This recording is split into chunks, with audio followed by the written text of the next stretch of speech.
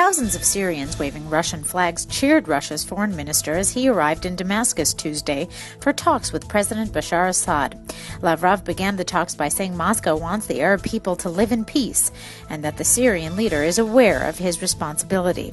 Lavrov's visit comes days after Syrian allies Russia and China vetoed a Western and Arab-backed resolution at the United Nations that would have condemned the Assad regime's crackdown on dissent and called on him to transfer some of his powers to his deputy. The Syrian government had rejected the Arab plan as intervention in Syria's internal affairs. Regime forces, meanwhile, stepped up an assault on the flashpoint city of Homs, using tanks and machine guns in a push to recover rebel-held districts. Israel will ask Cyprus to station Israel Air Force fighter jets at a military facility on the island. It is possible that Israel is seeking to establish a base in Cyprus to be able to more effectively protect the growing number of gas fields it is discovering in the Mediterranean Sea. Last month, Defense Minister Ehud Barak and his Cypriot counterpart Dimitris Eliadis signed two agreements aimed at bolstering defense cooperation between the countries.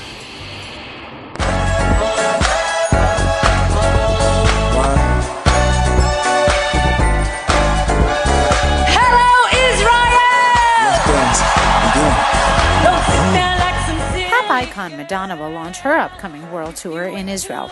The tour for Madonna's new album, MDNA, will set off on May 31st at Ramat Gan Stadium. Unlike her last two concerts in Israel, where general admission cost 490 shekel per ticket, most audience members will pay between 240 and 490 for the MDNA concert. VIP entrance will cost between 1,500 and 2,500 shekel. On Sunday night, the 53-year-old singer crazed Super Bowl audiences with her halftime show. This will be the fourth performance by the Queen of Pop in Israel.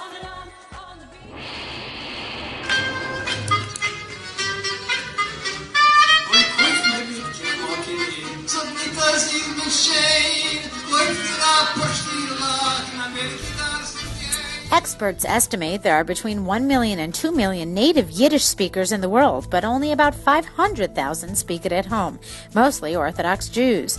When WIVO Institute for Jewish Research in New York City began offering summer programs in Yiddish in 1968, they were the only such program in the world.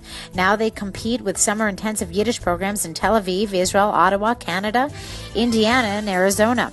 About 20 colleges and universities in the U.S. and Canada now offer some Yiddish courses.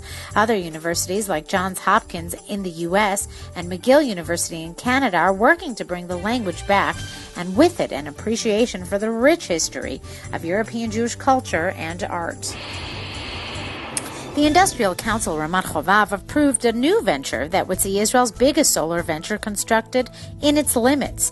The Tenders Committee accepted an 80 million shekel bid by Solar Project 7. The company will lease 120 acres for the purpose of building a photovoltaic power generation farm. The area in question has been deemed unfit for agricultural or urban development as it once housed the Ramat Chovav wastewater evaporation ponds. The project is expected to generate 35 megawatts of electricity, and once it is operational, it will be included in the national power grid. The facility's construction is expected to cost $100 million, and its operational costs are estimated at $2.1 million a year.